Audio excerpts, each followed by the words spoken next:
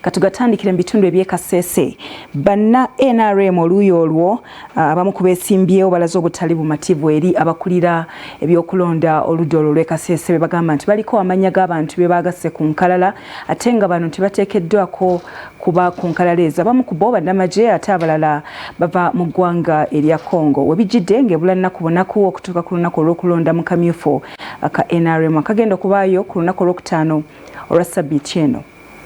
Akamyufu aka NRM ekasese mwe bagenda okulondera bagenda okubakwatira bendera ku bifo by'obubaka bwa palamenti ku LC eyokusatu ne ku districti kazeemu emivuyo. Embeteze evudde ku kussa bajasi b'eggye lya UPDF ku lukalala lw'abalonzi nga tebalina kulondera mu bibiina bya bufuzi n'abalala bebeemulugunyako. Mu bebeemulugunyako abalala kuliko bannansi ba Congo ne Rwanda akageri kasese gyerinaanye Congo. Olukuŋŋaana olutuuziddwa ku yafesi ya NRM Muhima Town Council Bukombi Tomu omu ku beesimbyewo atadde ku nninga Bukenya Bernadette akulira ebyokulonda annyonnyole.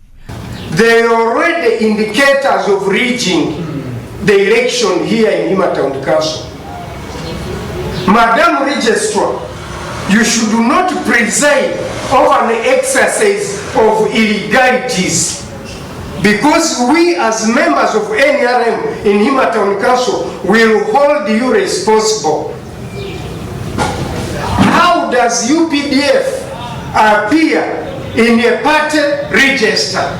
Abalala abeemulugunyiza beba Bwambale John Bright ne Atuhaire Justine abagala ebifo ku district. The registers we are going to clean here, they should be the registers that will be drawn on the voting day, or else that day we will not vote. And lastly, we request you through you to inform the Kasese District Office. As Muhima Town Council, we are requesting for an independent body to come and supervise the elections of Muhima. I believe that it has the powers to appoint you and has control over you and all your subordinates under you.